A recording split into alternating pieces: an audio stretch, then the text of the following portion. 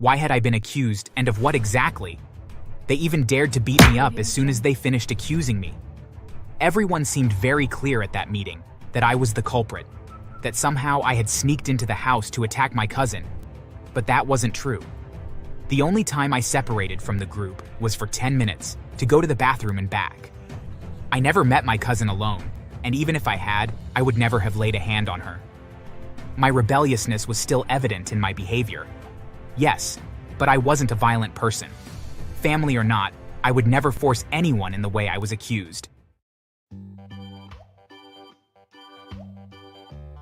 I never considered myself a bad person under any circumstances. However, I'm the first to admit that, since my teenage years, I've always been considered a bit of the black sheep of the family, and rightfully so, as I was the kind of kid that the rebellious stage hit hard. I barely studied, not being interested in the subjects taught at my school, nor having an academic future in mind. I hung out with the neighborhood troublemakers, and it was with them that I smoked secretly during recess, went to paint graffiti on facades, or got lost in endless parties from which I didn't return home until well into the early hours of the morning. I was a rebellious and capricious child since, besides being an only child, my family was quite wealthy. My parents ran a multinational manufacturing company, and therefore our heritage was extensive. Enough so that, rather than lacking, we always had more than enough of everything. And perhaps it was that assured comfort that made me take such a careless attitude towards studies and what society expected of me, since I was clear that once I was an adult, regardless of whether I went to university or not, I would already have a secure position in the company, since I was the only child. Listen to me for a moment. You can't go on like this, or you'll end up very badly. Someday you'll become the CEO of the company, but for that, you're going to have to make an effort, or you won't last even a whole day in the position. Come on, don't be dramatic. Grandpa ran the company in his time, and he didn't even finish high school. I'll be fine. Those were different times. Nowadays, additional knowledge is necessary that you don't learn on the street, going to nightclubs, and basically doing anything other than having your head stuck in books. Well, if you really think I'm not capable, you can find someone else to be your CEO. It's not like I'm interested in being in a boring company like this anyway. That annoyed my mother, although the idea that they should give up on me was nothing new. I saw the idea of running the company in the future as an obligation just the same, or even worse, than attending school every week. Sometimes I didn't mind so much thinking that someday I could be my own boss, but that joy lasted little when I remembered all the path and effort I would have to make to get there. No, studying wasn't for me. And, as good intentions as my parents had, I knew very well that they wouldn't put me in an executive position as soon as I accepted the job in the company. Years passed, and I continued with the same attitude of the young guy who didn't care about anything because he had everything. My family, excluding my parents, who also worked in branches of the same company, considered me ungrateful. And although they didn't say it directly to my face, I had caught them looking at me badly or avoiding me on more than one occasion. They still invited me to family gatherings, but I was clear that they only did it for my parents. And in fact, it was at one of those gatherings where my ordeal began. I had just turned 21 at that time, and having refused to start university, I spent my days as a warehouse boy at the main headquarters of the family company. I was at the bottom of the chain, not only at work, but also in the family. Ha! Here you are. You thought you could escape after what you've done, huh? And what am I supposed to have done this time? Adulterate the wine? I'm sorry to say it, Uncle, but the drinks you brought today were not good at all. I think you've been ripped off at the winery. Don't pretend ignorance. We just found your cousin Sarah lying on the floor, bleeding, and having a significant anxiety attack, saying that you attacked her. What? I haven't even approached her all night. Is she okay? What happened to her? You know well what you've done, but don't worry. Soon the authorities will know too. The police are on their way. He attacked me and touched my butt. Please call the cops. My confusion only increased with each passing minute. Why had I been accused, and of what exactly? They even dared to beat me up as soon as they finished accusing me. Everyone seemed very clear at that meeting that I was the culprit, that somehow I had sneaked into the house to attack my cousin. But that wasn't true. The only time I separated from the group was for 10 minutes to go to the bathroom and back. I never met my cousin alone, and even if I had, I would never have laid a hand on her. My rebelliousness was still evident in my behavior. Yes, but I wasn't a violent person. Family or not, I would never force anyone in the way I was accused. However, all my relatives seemed very sure that I was guilty, including my cousin, as they made up a whole story to the police about my delinquent habits, claiming that it wasn't the first time I looked at Sarah with such intentions in mind, and alleging that today I took advantage of a moment when the rest of the people were distracted to attack. It was ridiculous. My parents didn't believe it at first, but as the testimonies of the other 15 or 20 people at the gathering coincided in blaming me, they inevitably began to doubt my version. You were right, Bryce. It seems that in the end, you won't have to worry about inheriting the CEO position. No one is interested in having an abuser in charge of such a well-known company. But I haven't done anything.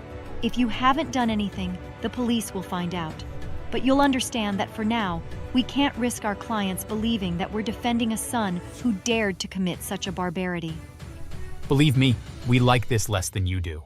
We'll have to disinherit you, I'm afraid. And that's exactly what they did, removing me from their will as if I had never had any right to their bank accounts and properties. According to the new will, another one of my cousins would inherit the company, curiously the same one who was Sarah's brother and the uncles who had accused me most vehemently. That's when I started to suspect, what if all this wasn't a mistake by my cousin, but a scheme created by my uncles to take away my future position as CEO? If I were convicted of sexual assault, my career would have ended before it even began. I couldn't allow that, not like this. My parents disinherited me, but at least they had the consideration to pay for good lawyers to try to mitigate the damage that all that affair would have caused to my reputation. I ended up in jail, yes, but all wasn't lost yet, because the trial hadn't come. After a few weeks in jail, my lawyer came to visit. I don't think we'll ever go to trial. Is that good or bad? I've already told the police everything I know. It's all good news the police had gone to check the camera footage of the house and could figure out you are innocent. The investigation is over, and the police have concluded that there has been no sexual assault, neither from you nor from anyone else. It seems that it was all a farce to incriminate you. It can't be. But then what happened to Sarah was an invention. In these weeks you've been in jail, things have changed in the family business. Your uncles have taken on more responsibilities, perhaps preparing to take on the CEO position someday. But you don't have to worry. If all goes well, you'll be free in a few days. My lawyers were right, and in a couple of days, I was acquitted of all charges. So it turned out the plan was for my uncle and his family to send me to jail and take over my position. I was angry about what had happened to me, and besides the emotional wounds, I still hadn't healed from the physical ones. My uncles, before the police came to arrest me, had played the role of their lifetime, pretending to be the family members hurt by the offense I supposedly did to their daughter. And before someone managed to pull them away from me, they had repeatedly hit me until I was on the ground. I planned to exact my revenge now, even knowing that the police would do their part by going to the door of all those who had given false testimony against me. We're really sorry for the misunderstanding. You should know that, if you still want to, we have no problem in putting you back in charge of the company when the time comes. We'll talk to the press to clear your name too. That will help you regain your good reputation among employees and neighbors. You're aware that I don't plan to withdraw my complaint against my uncles, right? We don't expect you to. What they did was truly horrible. My uncle and cousin were later arrested for false accusations and beatings. With my uncle in jail and having been ordered to pay me compensation for the harm done, my mindset changed overnight, making me more skeptical and less carefree than I used to be. I realized that what I had was really valuable, and that's precisely why my own family hadn't hesitated to take it away from me. Then, although I couldn't change being the black sheep of the family, I could change my attitude and become someone who did care about the work that was rightfully mine. I started studying and put effort into my position, excelling in it. Before long, my parents had no choice but to admit that I was being of good use in the company, and therefore deserved a promotion. My uncle and cousin were the only ones who were sentenced to prison. As for the rest of my family, or to be more specific, those who participated in the hoax, were dismissed from each of their positions, or relegated to places where they had to work many more hours for less pay. Perhaps this would have made me somewhat sorry if they genuinely mistook me for Sarah's assailant, but they didn't. They always knew I hadn't done anything wrong. They were always waiting for me to fail because they knew my parents valued me enough not to give up my share of the company unless I disappointed them in a serious way. Over the years, I rose to the position of CEO, making the company more successful than ever. As for my uncles and cousin, after spending a long time in jail, they were eventually released. However, they were unable to find good jobs in the state because everyone had heard about what they did. In the end, my uncles ended up taking care of mentally unstable people, and from what I hear, sometimes they are attacked by their patients. Meanwhile, my cousin Sarah works as a cleaner at an orphanage since my uncle was unable to send her back to school. Thanks for watching. Their eyes were visible, so I could see the shock in them. I immediately pounced on them, hitting them with both the sticks and my hands everywhere. They were soon on the floor, writhing in pain. Their voices sounded so familiar, but my memory wasn't working at that point.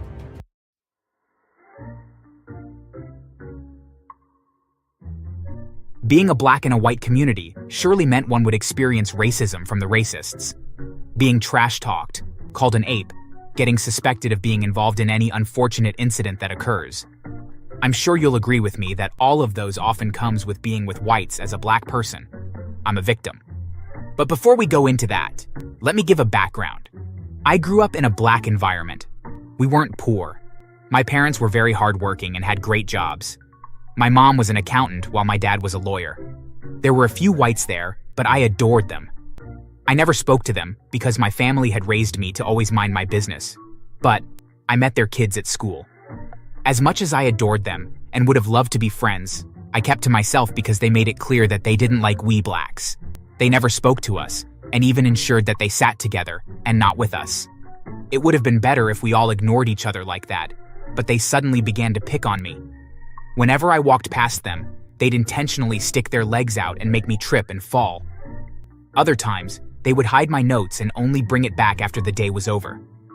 Luckily, my parents always kept extra notes at home, so I took one with me every day. Whenever they took my notes, I would write in the extra one, and when they returned it, I would transfer the written notes. It was stressful, but I didn't want to confront them to avoid a fight. Perhaps they were frustrated because I refused to respond to them. They decided to take it further. After school was over, they cornered me on my way home and beat hell out of me after I refused to act like an ape. When my parents returned home and saw me, they were livid. They took permission from their workplace to be absent and followed me to school the next day. The head of the school was shocked after I told him all they'd been doing. He summoned the particular boys that beat me up and suspended them for 2 weeks. Afterward, he sent a warning to the others, threatening to expel them if he ever heard of them being racists again. Also, they all apologized to me and the other black students. The parents of the culprit didn't like the head of the school's judgment. Out of anger, they withdrew their kids. Anyway, that was my first taste of racism. My parents both got promoted together. Coincidentally, they were also sent to the same city. We had to relocate from there. I grew up seeing my parents as my idols. They worked so hard and ensured I got whatever I wanted. Of course, without spoiling me. I soon finished my college education and graduated with a distinction in my major. It wasn't hard to get a job. I was employed as the head marketer in the company with a great pay. My parents were so proud of me. Due to how impressed they were, they got me a car, the latest Mercedes. My joy was beyond control. I'd been eyeing the car and had planned to get it after renting an apartment. I was so excited when they gifted it to me and thanked me for being a good son and making them proud. I told them about wanting to get an apartment, and they offered to help me with it, but I refused. They'd done enough for me. Instead, I agreed on them assisting me in finding a good place. Barely a week later, a friend called me and told me about a great apartment he saw. I went to check it out, and it was exactly what I wanted. The price was also within my budget, so it was perfect. The area also seemed to be serene, so I decided to go for it. I called my parents, and the next day, they went there with me. However, there was a problem. I discovered that there were a lot of white people there. That didn't sit really well with me. The house owner did assure me that everyone minded their business, but I was still uncertain. Take the house, son. You're bold enough to face them if anything happens. I agreed. I wasn't raised to be a chicken. I cleared every uncertainty from my mind and paid for it. The next day, with the help of a few friends, I moved all my things in and arranged the house. I'd completely changed the interior to suit my taste, and I couldn't be more proud of myself. That night, we held a small party to celebrate. The next morning, after my friends left, I decided to clean the house. After cleaning and arranging, I took the trash outside to empty it. As I glanced to my left, I saw a white man and his wife standing together, staring at me with the meanest gaze I'd ever seen. I looked away, ignoring them, and emptied my trash. However, as I turned to leave, I heard them whistle loudly. I paused for a second, but I soon began walking again, ignoring them. Before I got to my door, a strong hand suddenly grabbed me by my shoulder and stopped me. I turned to see the couple. "Excuse me? What do you want from me?" We're here to warn you. We know your type. We saw the dangerous people you brought in. Who knows? Y'all could be kidnappers or even killers. If you dare try anything funny, we're going to report your black ass to the cops. Got it? I was speechless for a few seconds. The man's hand was still on my shoulder. I pushed it off. "Firstly, get your filthy hands off me. How dare you both come into my space to accuse me and my friends of being kidnappers and killers? Do you know I can also call the cops on you for this?" I dare you. We won't warn you after this. Don't even glance at our part of this house. As they turned to leave, I heard the man mutter, "Asshole, nigga." They surely went too far, but it was good that they came first. I was glad I hadn't said hi to them, as I was planning to. I wanted to be comfortable with them being my neighbors. But after that, I definitely didn't want to anymore. I kept to myself like they advised, but they didn't do the same. I returned home one day to meet boxes of pizza, bad lettuce, ketchup sprinkled on the floor, and so many other dirt. Without needing to be told, I knew it was them. I didn't say anything. Instead, I packed all the dirt and trashed them. Then I went into my house. 2 days later, when I returned from work, I met my kitchen walls, counter, and floor, stained and smelly. There was water on the counter and on the floor. My kitchen was facing theirs, and the dirty water couldn't just emerge magically, so I knew they'd done something. But then, how did they manage to get into my apartment? I had no proof. I stormed to their house and banged on their door. As if they'd been waiting, they both answered the door. I confronted them about what they did, but they both denied it. Not everyone lies like you, black ass. Also, we're not jobless. We don't have time to fool around. I know you're both lying, but I'm gonna let it slide. Let this be the last time you play such silly games with me. Am I clear? Huh? Are you crazy? Warning us like we're kids. What difference is there between what you're doing and what kids do? Absolutely nothing. Don't repeat this, please. And if we do, what will you do? Take out a gun and shoot us? It's how you black people are. So dangerous. I didn't want to get angrier than I already was, so I simply walked away from them. I returned to my apartment and cleaned the whole kitchen. That weekend, I visited my parents. While we were discussing, I told them about what my neighbors were doing to me. My parents advised me to report the issue to the authorities if they continued, and I agreed to do so. For about a week, they didn't disturb me. I'd thought all was settled until another white man suddenly visited me. According to him, my neighbor and her husband had spread news that I was a fraud and a human trafficker. They said you're using the money you acquire illegally to fund your luxurious lifestyle.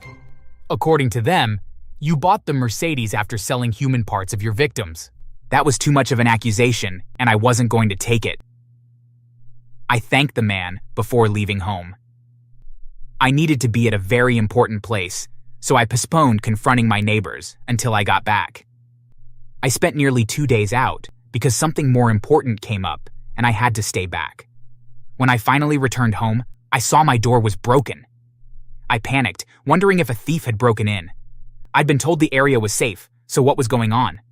And I grabbed a stick lying nearby and walked into the house, cautiously. On getting in, I found my living room in ruins. The chairs were upturned, papers lying about. I was pissed, but I held my anger in. I quietly went up the stairs. When I got to my room, 2 masked people holding cameras turned to me. Their eyes were visible, so I could see the shock in them. I immediately pounced on them, hitting them with both the sticks and my hands everywhere. They were soon on the floor, writhing in pain. Their voices sounded so familiar, but my memory wasn't working at that point. My eyes darted to the bed and saw one of their cameras had landed on it, while the other one lay shattered on the floor. I figured one of them was a woman. Regardless, I fetched some ropes from my drawer and tied both of them up. Afterward, I pulled their masks off and met the shock of my life. The invaders were my neighbors. What the hell are you both doing here? I was so shocked. At that point, I decided that I'd had enough of their misbehaviors. I immediately contacted a chief of police who was one of my dad's closest white friends. I told him about all my neighbors had been doing and the rumors they'd spread about me, including breaking into my house. Immediately, he sent some cops to my house. While they were on their way, I checked the camera, and from the footage, I saw that they'd come into my house to search for evidence of me doing illegal things. When the police came and took them, I followed. At the station, they were asked why they were being mean to me. Well, we didn't expect a young black man like him to be this comfortable. How can he afford the apartment without being involved in illegal things? Look at the car he drives. We believe he's into something illegal, so we came to find evidence. Just because he's black doesn't mean he's into illegal things. Going this length to prove that he's into illegal activities, just because he's black and young, is just plain racist and stupidity. I bet they didn't expect the cops to support me. Anyway, I pressed charges against them. Fortunately, my dad had become a judge after his promotion and was also the judge of the case. My neighbors were found guilty of all, and my dad gave very long jail terms to them. The other people in the street, after knowing they'd been lied to, came and vandalized their house and also destroyed their cars as a warning to other racists. In the news the next week, our story was broadcasted to warn people against racism. I was proud to hear people calling me a hero for beating up my crazy neighbors and sending them to jail. As for my neighbors, about 6 months later, I heard they were both beaten to a pulp in jail after being racist to an Indian. Barely 3 months later, they had to be transferred to a more brutal prison as punishment for assaulting another black man. They never learn, do they?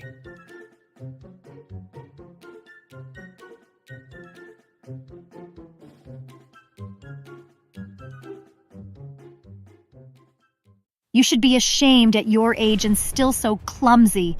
It seems you still don't know how to tie your shoelaces. You had to be your mother's son. What a misfortune. Why can't you be like the neighbor's son? You would give us much less trouble if you were more pleasant and cheerful. That was bad enough, but when my son began to cry because they were being mean to him, my father-in-law crossed the line. He stormed over to my son and slapped him as hard as he could. I always considered myself a fortunate person.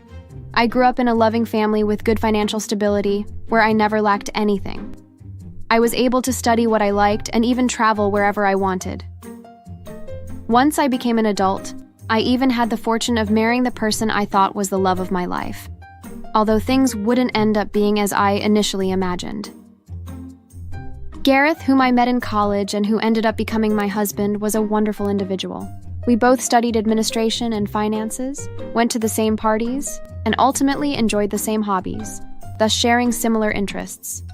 On the day of the wedding, I was ecstatic, thinking that another one of my dreams was finally going to come true, joining forever with this individual who had brought so much joy into my life. And yes, for a brief period of time, I was right. Gareth was chivalrous, very attentive to everyday matters, constantly encouraging me to give my best in every situation. His parents also welcomed me into their home with open arms, affirming that from the day I put on the wedding ring, I'd also become one of their children and would be treated as such. It was perfect for a few months until it wasn't anymore. Girl, have you remembered to sweep the house? Guests are coming this afternoon, and we can't allow the house to be a mess. Weren't you going to take care of that? I've been preparing lunch all morning. I haven't had time to do anything else yet. Are you implying that an older person like me should do the work that is your responsibility as a housewife? Gareth would be very disappointed if I told him. I didn't say that. It's just that I can't do everything. A little help wouldn't hurt me. But my mother-in-law never listened to reason, no matter how much help I asked for or how desperate I appeared. Her excuses were always the same, ever since we had the misfortune of moving into her house. As the wife of her only son, my duty was to cook for everyone, keep the house clean, and take care of the children. My personal aspirations regarding work were irrelevant to her. In fact, since my twins were born, I was forced to take long breaks from the office, not to rest from that employment routine, but because I was overwhelmed with chores to do at home, without any help, as my in-laws tended to assign me more responsibilities than they should have, playing the invalids every time I dared to ask them for the slightest favor. Gareth, who when we were newlyweds and living on our own, shared household tasks with me, now confined himself to a routine where he came and went from his own job, doing nothing productive at home and even ignoring the constant abuses from his parents towards me. Don't you think you're exaggerating? My parents adore you. They're very happy that you're part of the family. Perhaps if they demand a lot from you, it's because they know you're a smart and capable woman, and they trust that you can accomplish whatever you set your mind to. No, that's not it. At first, I thought it might be that, but it's not normal for them to ask me for a favor, and if I refuse to do it, they blackmail or insult me, saying I'm a bad wife. It's true that my parents can be a bit intense, but they don't mean any harm. The other day I had to go do some last-minute shopping because your father insisted it was urgent. And I asked your mother to watch the pot in the meantime. Not only did your mother not pay attention, but when the food burned and I returned, she blamed me for not being present when I was needed. Don't worry about it. That's just how they are. They calm down later and apologize. And yes, it was true that when they were calmer, they apologized, occasionally even giving me small gifts to make up for their previous outbursts. But one didn't have to be very intelligent to notice a pattern. My in-laws were people who, although they came from humble backgrounds, believed themselves to be the elite among all humanity, and anyone who wasn't them or didn't agree with them was destined to be trampled upon.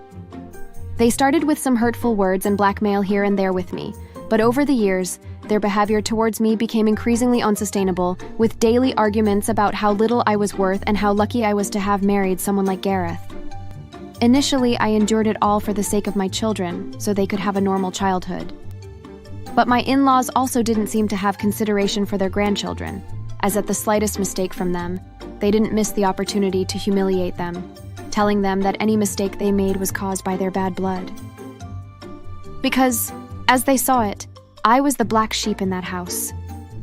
And therefore, my children were also tainted by my same evil. We should move to our own apartment. No. Why? Don't you like it here? The house is big enough for everyone, and it's close to the kids' school. The situation is untenable. If I can't have some privacy to do things my way without your parents constantly judging me, I prefer divorce. I thought Gareth would eventually support me, but that wasn't the case. He sided with his parents. If he saw any abuse from their side, he preferred to pretend nothing was happening, that it was me who was making a mountain out of a molehill. The last straw came during a family event in the backyard when I caught my in-laws mocking their grandchildren in front of all our guests. The reason? One of my children had fallen while playing, something normal for a 5-year-old, and my in-laws thought it was a good opportunity to remind everyone of how useless he was. You should be ashamed at your age and still so clumsy.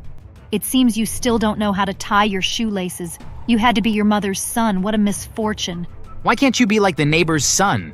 You would give us much less trouble if you were more pleasant and cheerful. That was bad enough, but when my son began to cry because they were being mean to him, my father-in-law crossed the line. He stormed over to my son and slapped him as hard as he could. Everyone at the event gasped but didn't do anything. I quickly rushed over to make sure my son was okay and saw that he was just terrified by what just happened. There, now you actually have something to cry about. Get your children under control and teach them to not embarrass us so much. Such filthy little things they are, and so very disappointing as well. I had enough.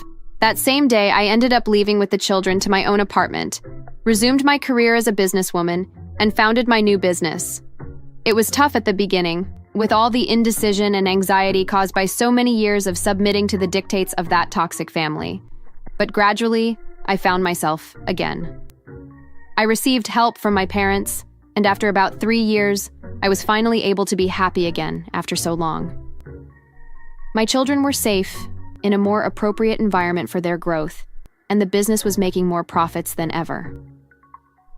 I enjoyed having financial stability and the freedom to do whatever I wanted with my own money, without needing to explain myself to anyone. And then one day, I received an unexpected visit from Gareth and my father-in-law. We need help. My wife has been diagnosed with a very serious illness.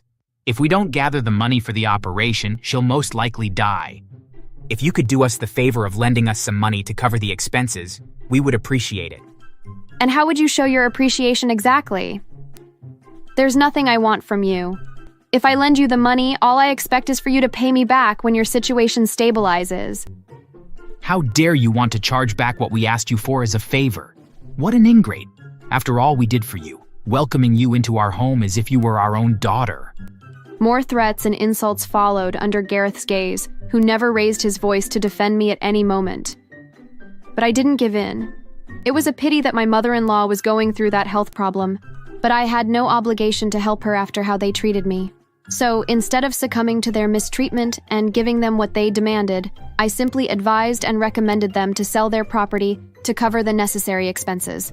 They were outraged, as the house was the only valuable asset they owned. But when they realized that those words were the only help I was willing to offer, they had to relent. How dare she make these demands? She has no consideration for a sick person. I always said it. She doesn't care about what happens to us. We should sue her somehow. A lawsuit had no grounds, and no matter how much they complained, everyone knew they had no choice but to accept my terms.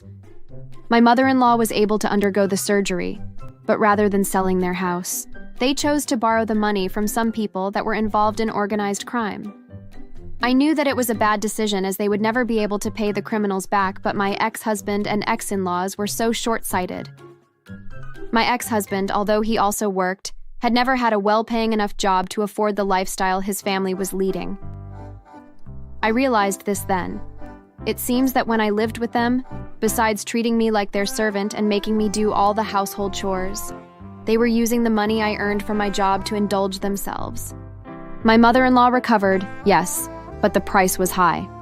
Between their wasteful nature and the fact that my ex-husband didn't make enough money to cover their lifestyle, bills, and now the loan. They were forced to sell their properties, but only after having been paid a visit by the loan sharks.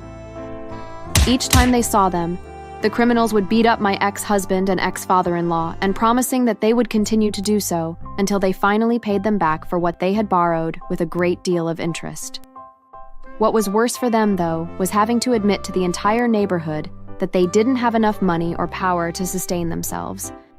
As for me, I was able to continue my successful career, while my ex-husband and his parents had to start renting in a modest neighborhood, struggling to rebuild that facade of a perfect family they had always worked so hard to show publicly. I continued to progress on my own, in the company of my children and the people who truly appreciated me, thus closing a dark period of my life with the promise that better things would come. Thanks for watching. Please subscribe for more stories.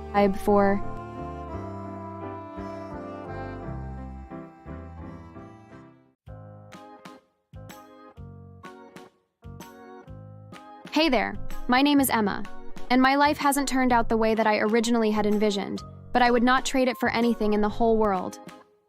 Let me explain. Growing up, I had thought that I would go off to school, and when I graduated that I would meet someone amazing and that we would get married and be extremely rich and happy. My brother Kevin would make fun of me for this and tell me that I was living in dream world. Meanwhile, he would tell me all about how he would one day be a famous athlete and that he planned to own mansions, luxury cars, and travel the world while I would be stuck living in a shack. Unfortunately, our father didn't help with this because he encouraged Kevin to think that he would be a huge success. The two of them would travel all over the country, going from tournament to tournament. Kevin was on youth travel hockey team, and they were actually pretty good, but if I'm being honest, Kevin was only a mediocre hockey player. A lot of people kept telling him that he was going to be famous, but those were also the people that wanted to sell him the most expensive hockey gear and training. It was in their interest to keep him hooked and playing. Hey Kevin, so what is your backup plan though if hockey doesn't work out for you? Backup plan? Why would I need one? Well, there is a very real chance that you might not make it to the professional level. What if that happens? What will you do? Well, that won't happen. I'm going to be famous, and then I'll rub that fame in the noses of people like you that didn't believe in me. Listen, I'm sorry that you're so pathetic, and that you'll never amount to anything worthwhile in life. But that's your problem. I'm sorry that you're such a loser. It was incredibly annoying. both because he was so convinced of his own future fame despite being so mediocre, but also because he was telling me that I wouldn't amount to anything, and that he was going to lord over his success over me. Here was my own brother telling me that I was a loser, and that I always would be one. It was incredibly hurtful. The years passed and Kevin's dream never faded. I, however, focused on my own path and got accepted into college. And when I graduated, I was over the moon to find a job as an accountant for a large firm. I wasn't rich, but I was making a good living and just enjoying my life. The only real problem was that I was rather unlucky when it came to love and dating. I met several guys, but none of them really ever seemed like marriage material. Kevin, however, kept up with his training and playing and was much less picky about who he slept with. Then, one day, Kevin got a call from someone he had been with and was told that she was pregnant. He, of course, wanted nothing to do with her and told her as such, and so we didn't hear from her until it was time for her to give birth. There were complications and the woman tragically passed away during childbirth. Since she had no family, Kevin was asked to take care of the newborn baby boy, but he wanted nothing to do with him. As soon as I saw Justin, I knew that I wanted to take care of him. I loved him at first sight, and so I volunteered to adopt him and raise him as if he was my own. Kevin agreed and washed his hands of both Justin and myself, and he refocused all his energy on furthering his hockey career. A couple years passed, and Justin and I were incredibly happy. He was such a curious child and full of energy, and I truly loved him and wanted him to have the best childhood possible. I made sure to follow Kevin's career so that I could tell Justin all about his father when he was older, but then tragedy struck again and Kevin was injured during a game.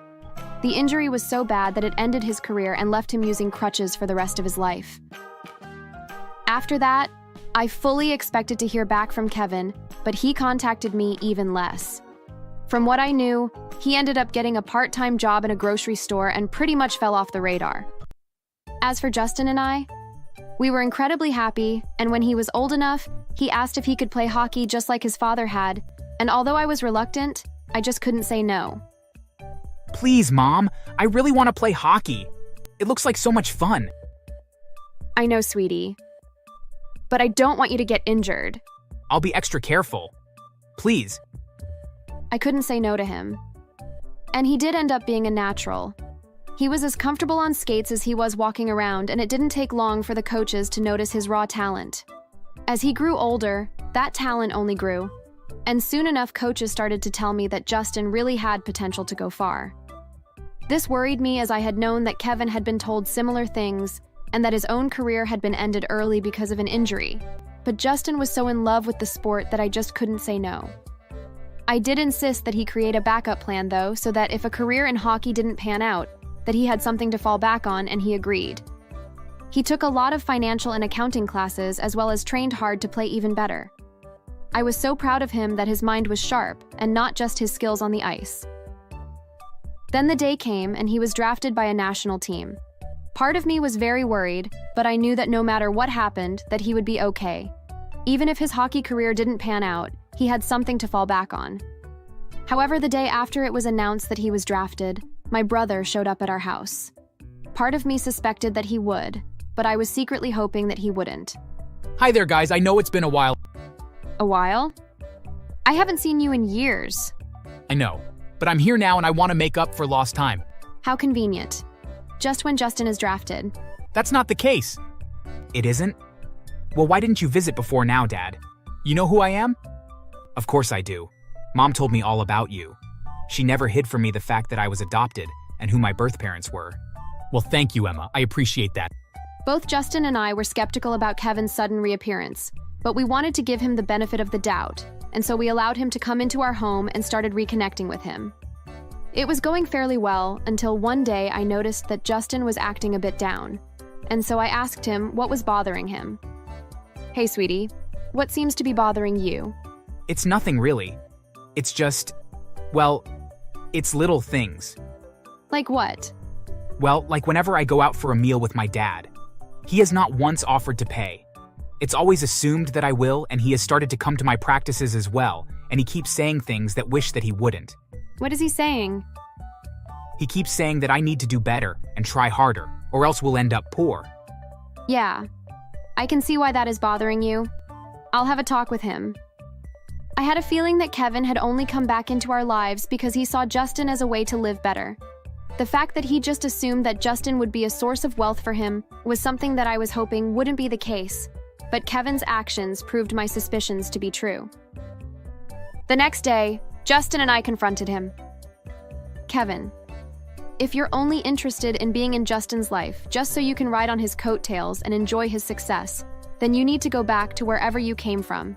Yes, he is your son, but he does not owe you anything. How dare you? I'm not just here to take his money. I want to spend time with him. Then why do I always pay for us when we go out?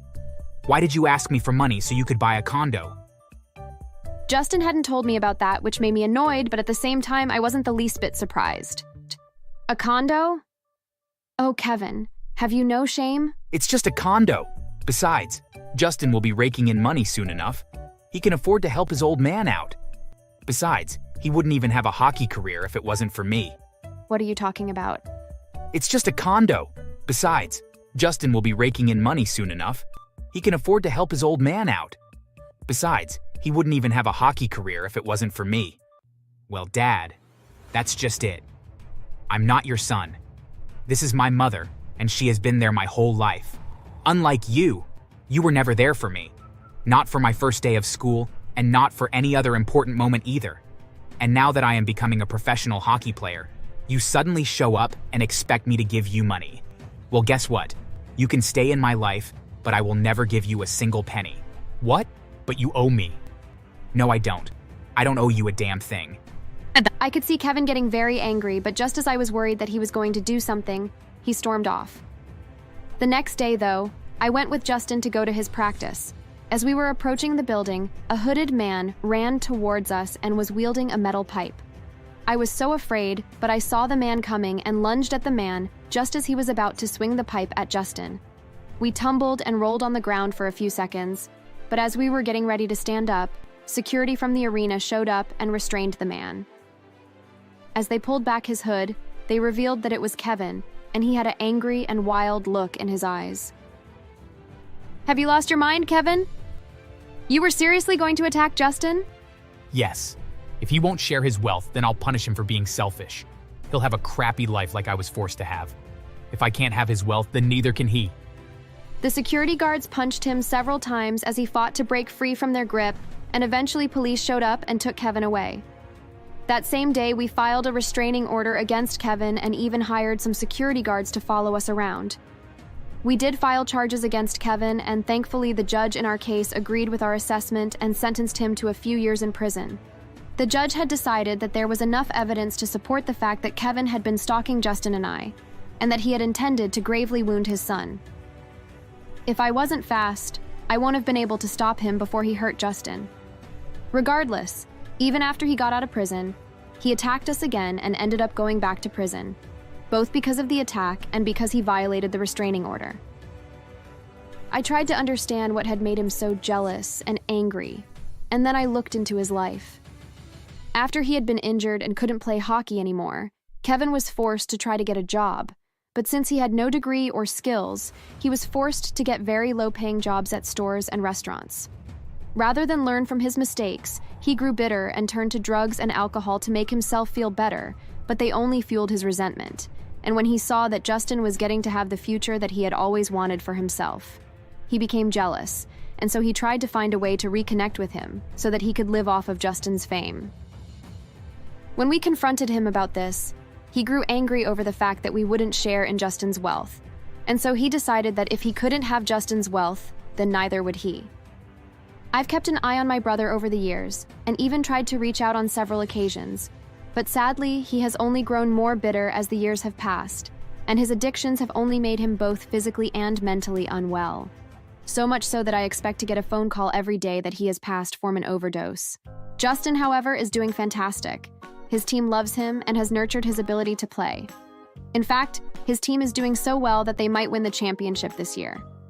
Even though I never asked, Justin makes sure that I am well taken care of and protected.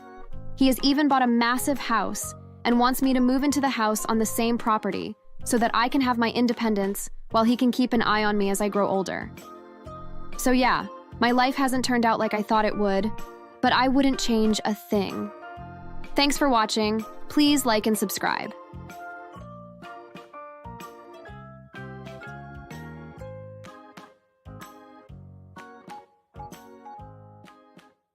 I know you took my money. I already called the cops. You better hope you have a good lawyer. Give it all back now, and I'll make a plea for a lighter sentence. From now on, you are dead to us.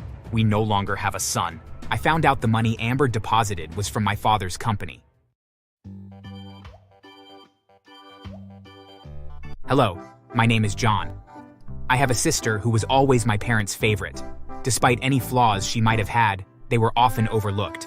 Her name was Amber, and even though she was younger than me, she was often the cause of my punishments and made my life miserable for years.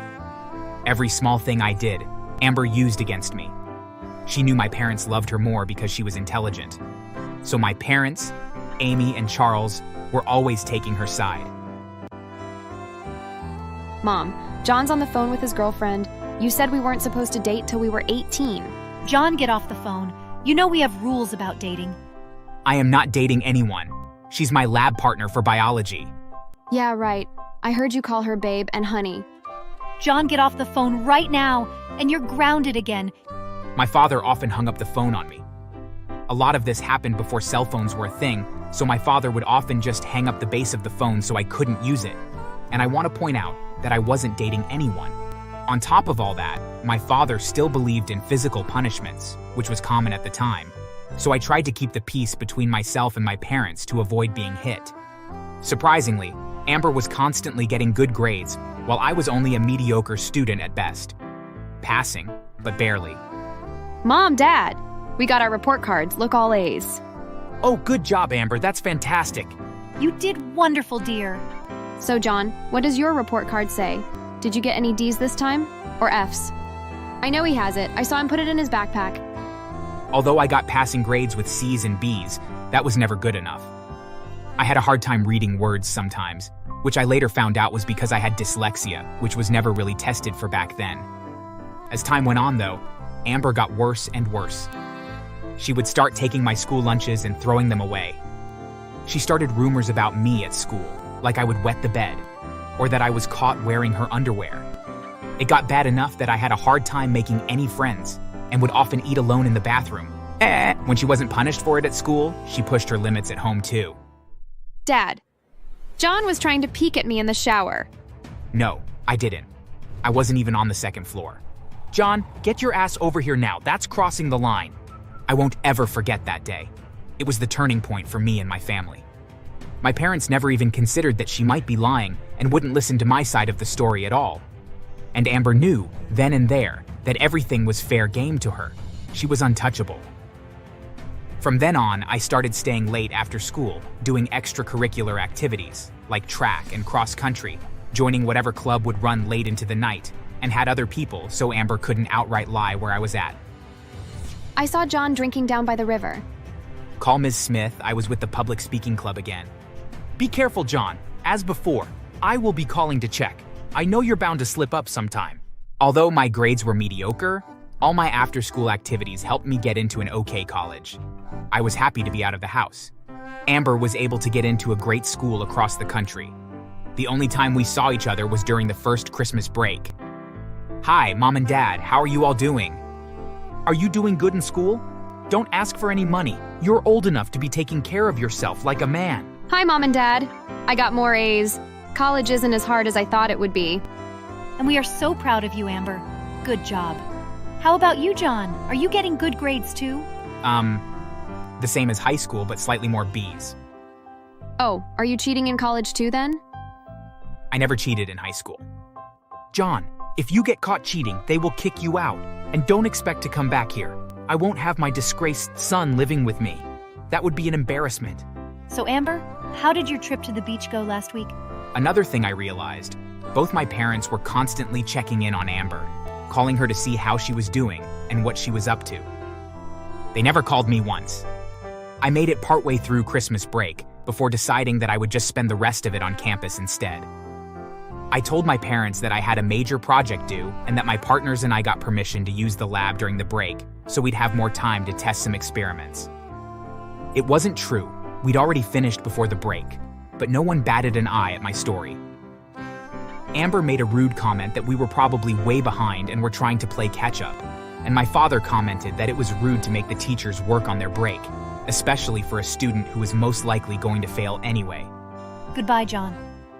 Bye, Mom. I better not get any calls from the school, John. Keep your nose clean. Got it? After that, I decided not to go back home ever again. I stayed at school during summer break, taking a few additional classes. I was able to graduate very early because of that. My grades weren't anything special, but because I did 4 years of school within 2 years, I got a few interviews lined up fairly easily and was able to convince them that I was indeed a hard worker. My starting pay was decent, and as time went on, I started making good money.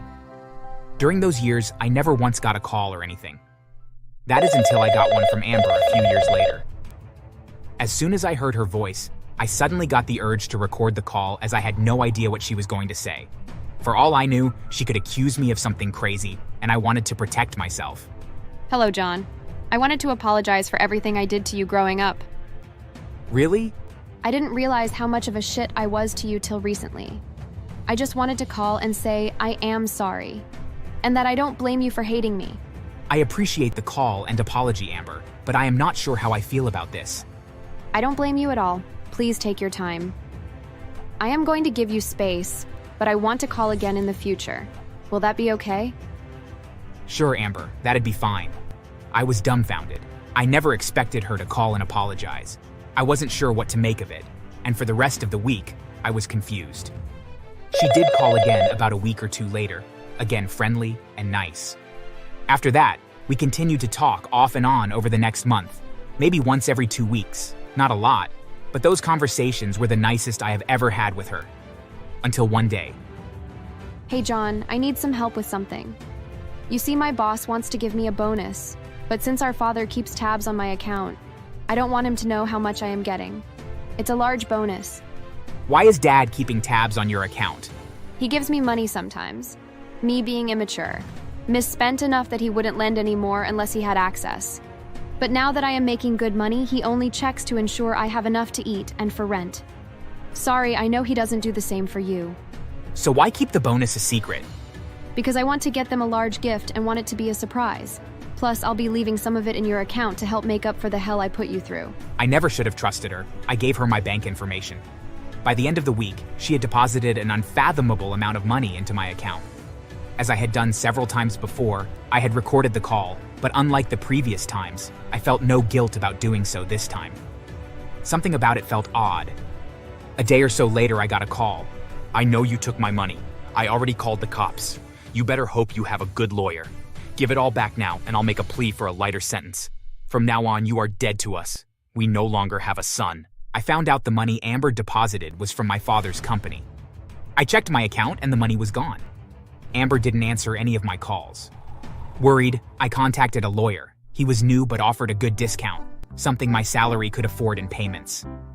After working with a detective and a private investigator, it was found that Amber had been in deep debt for many years, often getting money from our father to help cover most of what she owed. When my dad started noticing money disappearing from his account and became suspicious, Amber used me to divert the attention. She tried to frame me by putting that money into my account, but I wasn't even in the same city where the transfer happened, and there were cameras at the bank. That, on top of my recording of her saying that she was going to put the money into my account, helped to protect me. It was clear-cut that she was using me. The account she moved it to was easily tracked as well, so getting the money back wasn't that hard since Amber wasn't a criminal mastermind. Armed with all that evidence, I went to my parents and the police and gave it to them both. It didn't take long for them to catch her and arrest her for embezzling money and fraud. Before the trial, though, my parents approached me. Look, son, you don't have to testify against her. You know she was only trying to pay off her debts. She was embarrassed about them. And I got my money back. But it's all going to her greedy lawyer who's saying the amount she took was so large that she's looking at a long time in prison for this. You wouldn't want that, would you? Yeah, John. Please just be reasonable and let's just forget all about this. There's no sense in punishing her more than she has already been. I am sorry. Who is this? As far as I am aware, I have no parents. In the end, my father lost his company. He had to sell it for pennies on the dollar just to make up for what my sister's lawyer was charging them. He put up a second mortgage on their home as well in a last-ditch effort to save his business and daughter. But in the end, it foreclosed. They tried once to see if they could live with me, but I told them that would be an embarrassment for me. Amber got convicted. Her debts, theft, fraud, and tax evasions meant she had to serve time and now had a record. She's still serving and was up for parole last I heard but was denied. Despite that, when she does get out, she won't be able to go back to our mom or dad because they still don't have a place to live and have been staying with other relatives in a cramped one-bedroom place. Plus, she'll always have a record now. As much as they needed me in the end, they didn't deserve my help and will never get it. Thanks for watching. Make sure to subscribe for more stories.